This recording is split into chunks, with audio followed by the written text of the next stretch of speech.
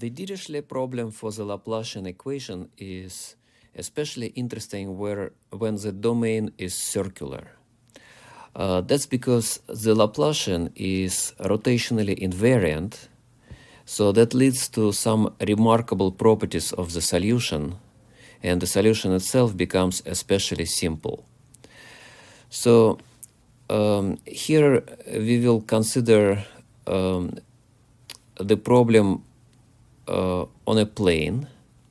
Our domain will be a unit disk. For the disk of any other radius, it's easy to rescale the results. So here we'll just focus on the unit disk to better understand the technique and ideas behind all this. Now, we will be working, it's natural to work with polar coordinates.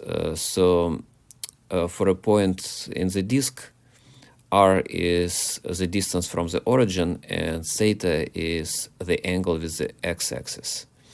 So we are looking for a harmonic function whose value on the boundary, that is on the unit circle, is given by the function h of theta. Recall the formula for the Laplacian in polar coordinates.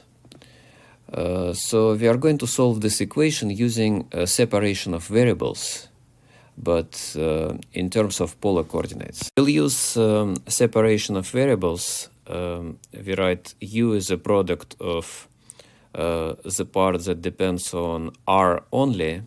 We denote it by we denote that part as rho of r, and the part that depends on theta only, we denote it by g of theta. So we plug it into our equation, and we get the following equation in terms of rho and g. Now, whenever we take the derivative of rho, we take that's derivative with respect to r, of course. And when we take derivative of g, that's derivative with respect to theta. So we multiply everything by r squared to get rid of the denominator. And we also divide by g and by rho in order to separate the terms. So we are getting the following equation, okay? And the left side depends on r only, the right side depends on theta only. So both sides must be constants. We denote that constant by lambda. So we arrive to the following two equations. Now we have additional requirement. We want the solution of our equation to be a periodic function. Since the boundary condition is periodic, if you rotate the circle by 2 pi, the boundary condition supposed to remain the same. So the theta part, g of theta, the theta part of function u, must be periodic. G of theta plus 2 pi must coincide with g of theta. Additionally, we want the solution to be bounded. In particular, we don't want it to go to infinity at the origin. Okay, so we are solving the ordinary differential equation, and we require the solution to be bounded. There are, as usual, there are 3 cases. The case of negative lambda is not interesting because we will have a linear combination of 2 exponential functions, and the only way this is periodic is if both a and b, the weights, are zeros. So we would have a zero function. That's not an interesting case for us because we are interested in non-trivial solutions. The case when lambda is 0, so if lambda is 0, then we'll have equation g double prime equal to 0. So g must be a linear function of theta. And the only way it is periodic in theta is when it doesn't contain theta at all. That is, when the coefficient at theta, this m, is 0. So in this case, g of theta is just constant. Then recall the equation for the part that depends on r. So since in this case lambda equal to 0, we have the remaining terms. So r is a common factor. We can take it out. So we get r rho double prime plus rho prime is 0. So this is the left side is a derivative of r times r prime, r times rho prime. So this is equal to 0. So r times rho prime is a constant. Let's call it C1. So rho prime is the constant times 1 over r. So rho is C1 times natural log of r. R is positive, so we won't use absolute value, plus another constant. Okay. Now we have to reject natural log because we require our solution to be bounded, and logarithm part it goes to infinity, goes to minus infinity. As r goes to 0. So we are interested in solutions which don't have this issue. So we have to assume that C1 is 0. Okay. So C1 must be 0. So rho is a constant.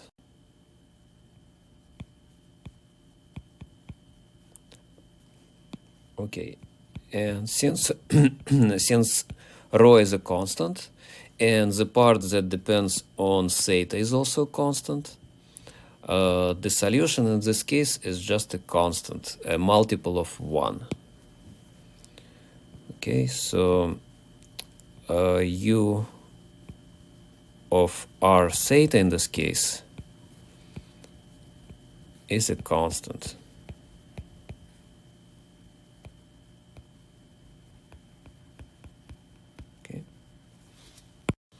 Now the final case, and that one is the most important, when lambda is positive. So lambda is a square of some real number beta.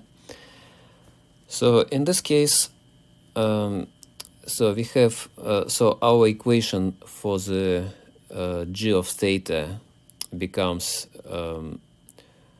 g double prime plus beta square g is 0. So g is a linear combination of sine and cosine. Now we want the function g to be periodic with period 2 pi. And that means that beta times 2 pi must be an integer multiple of 2 pi, so we require beta to be an integer. So it will be a positive integer because lambda is positive. So beta would take values n equal 1, 2, 3, and so on. Okay, then the equation for the part that depends on r, it will become this, and this is just a particular form of the earlier equation. Let's recall how to solve earlier equations from the ordinary differential equation course. So the complication here is that we have non-constant coefficients, but you can get rid of those coefficients by making a substitution, by replacing r with e to the s and rewriting this equation in terms of s only.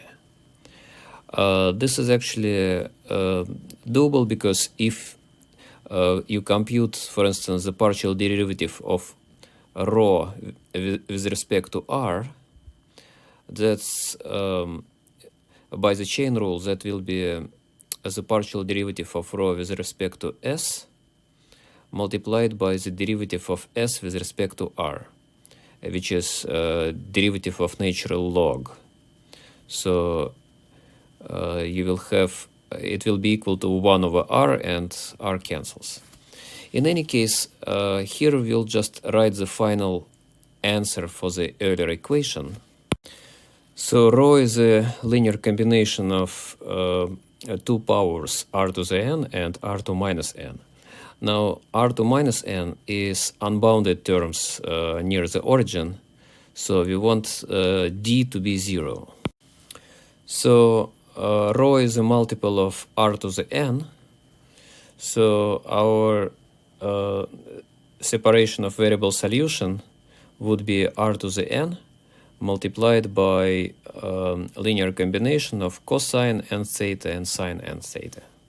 Now, we haven't used our boundary condition yet, so we must so you must match function h on the boundary, and we will be looking for a solution which would be infinite sum of solutions obtained by separation of variables. So we'll have the following series. So let's recall that the constant terms comes from the case lambda equals 0, and the rest so the rest comes from the case when lambda is a positive integer. Now, at r equal 1, we are going to have, so this becomes Fourier series for our boundary condition. So this term r to the n will become just 1. So we have Fourier series. Now, the boundary condition h of theta, it's periodic with period 2 pi. Now, as usual, the functions cosine and sine, they are orthogonal. So we will choose the interval from 0 to 2 pi for convenience, because that was the original interval. So cosine and sine, they are orthogonal on this interval. So we can easily compute the coefficients using the Fourier formula. Okay, so we are getting our coefficients. Note that we integrate, like the fact that we are integrating from 0 to 2 pi, we could have integrated from minus pi to pi. It doesn't matter because function h and cosine are periodic. In the complex form, the solution to our Dirichlet problem in the disk will be just okay. So we'll have the summation of the terms like coefficient times r raised to absolute value of n times e to I n theta. So the term e to I n theta, that's the usual complex Fourier term, since we are considering, since our period is 2 pi. And the absolute value of n, because in the previous slide, the powers of r were all positive. Okay, so the coefficients, they are given by just the usual Fourier formula. okay, for complex Fourier formula. The surprising fact is that we can actually compute this infinite sum. Let's try. So we are going to plug in the formula for the coefficients into our summation instead of the coefficient itself. So if you do that, so we pull 1 over 2 pi outside of summation, and we have inside of summation we have r to absolute value of n, e to in theta, and the integral that appears in the expression for the coefficient. Okay. In the integral, phi is just dummy variable.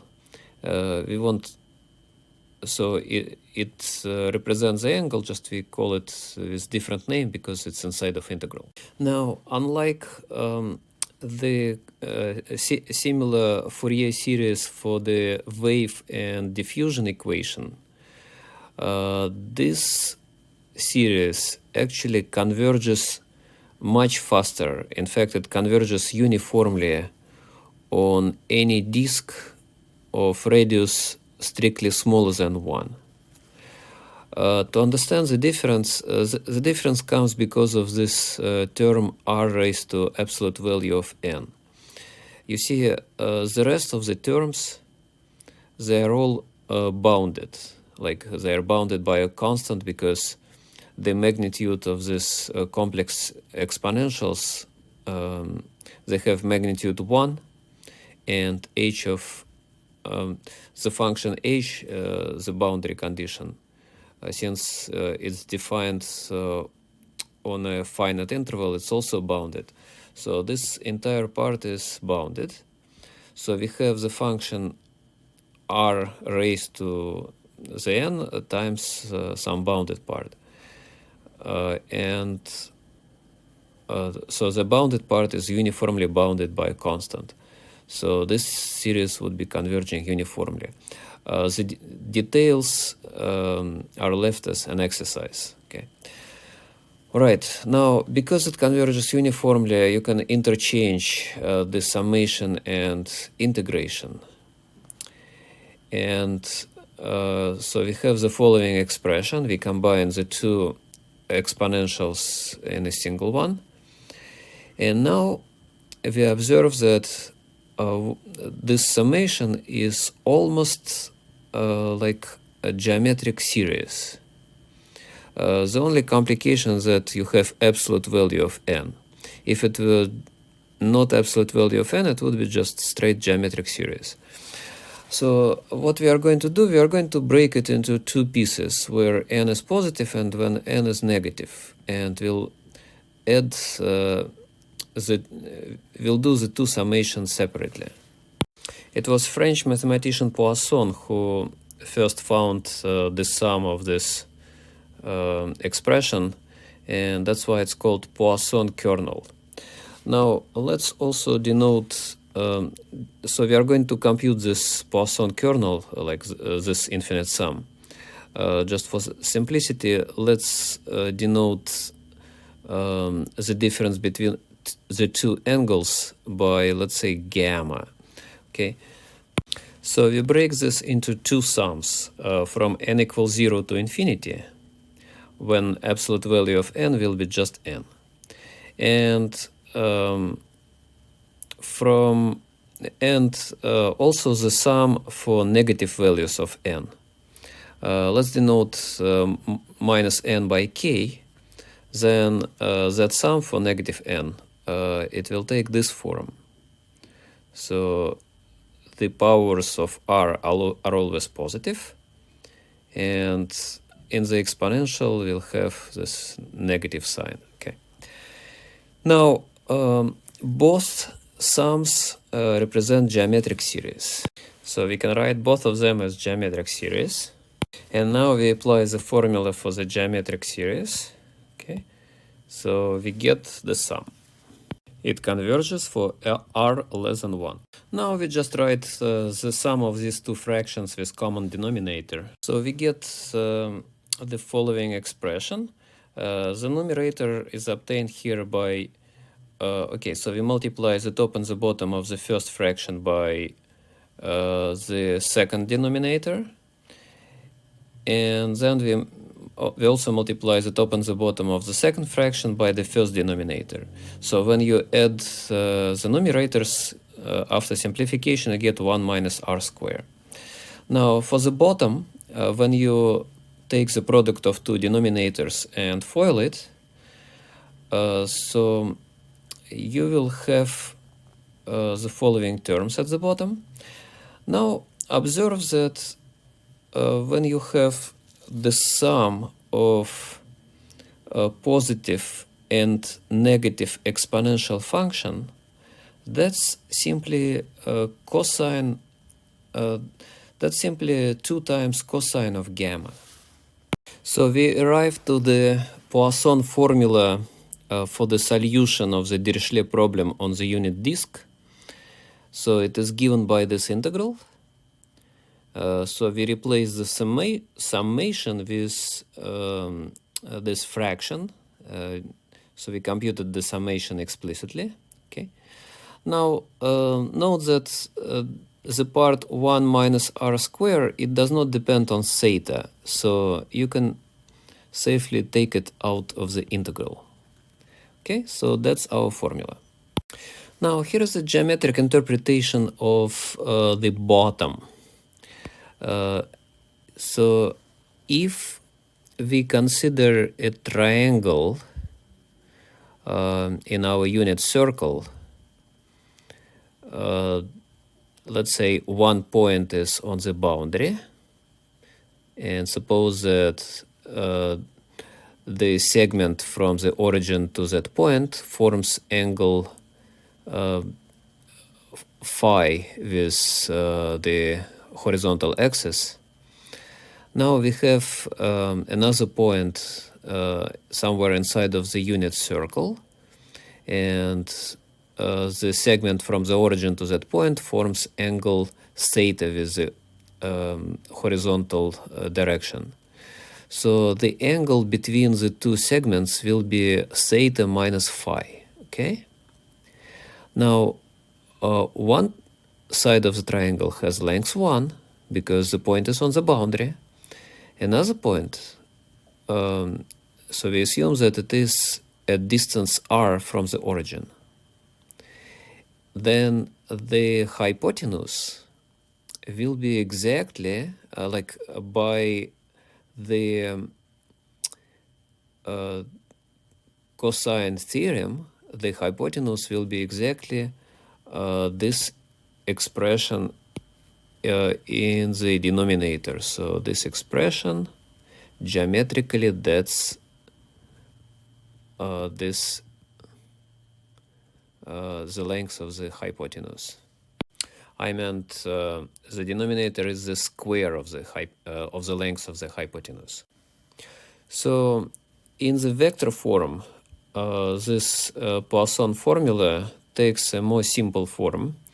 So we have the following expression. So the point x prime, it goes around the boundary. That's when we read the boundary values. Okay, and the point x is fixed. That's where we are trying to compute the value of u. So according to our formula, we'll have 1 minus r squared, which is the same as 1 minus length of the vector x squared, divided by 2 pi. And then we have the integral. So we have h of theta, which becomes simply the value of u on the boundary at point x prime, and multiplied by the what remains from this fraction, 1 divided by the bottom. So it's 1 divided by the square of the hypotenuse. So the corollary of this Poisson formula is quite striking. So if the particular case of this formula is when x is 0, when we compute the value at the origin. In that case, the term square of absolute value of x is 0. So you will have just 1 over 2 pi.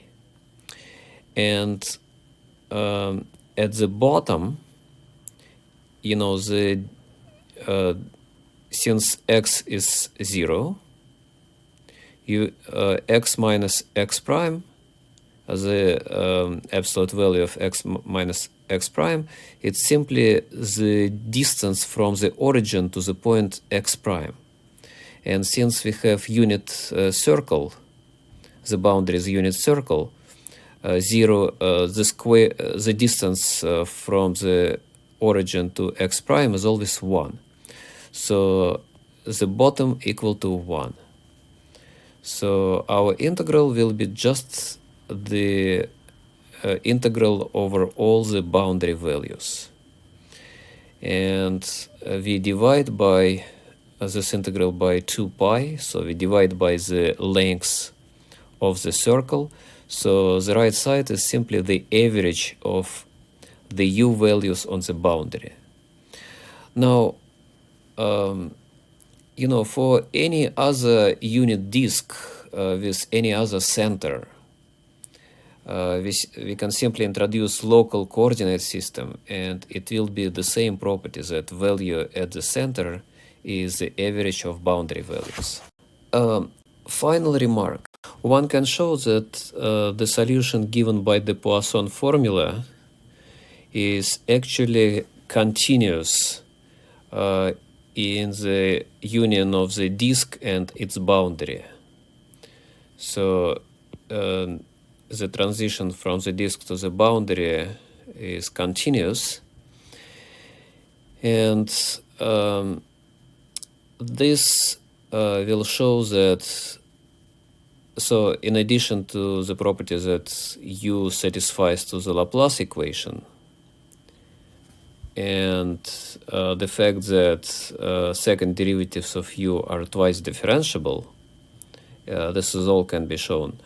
We conclude that u is harmonic function, and in fact this is the only harmonic function on the disk that satisfies to the given boundary conditions. So for the proof, please read the textbook. Last remark. What if we look at the problem not on a unit disk, but on a disk of some radius a? Okay, so all you need to do, you need to change the variables. So we write our variable small r as a times capital R. So small r changes from 0 to a, so capital R changes from 0 to 1. So in terms of the variable capital R, our function is defined on a unit disk. And we write the Poisson formula in terms of that capital R. And now we just replace capital R, we rewrite in terms of small r. So capital R is small r divided by a. So we replace every occurrence of capital R with small r over a, and we get the following formula, and that's the formula given in the textbook. The mean value theorem will change accordingly, that if we have a center of a disk of radius a, then the value at the center is 1 over the circumference of the integral of all the values of u on the boundary. And so it's still the average value of, so it's still the average boundary values of u.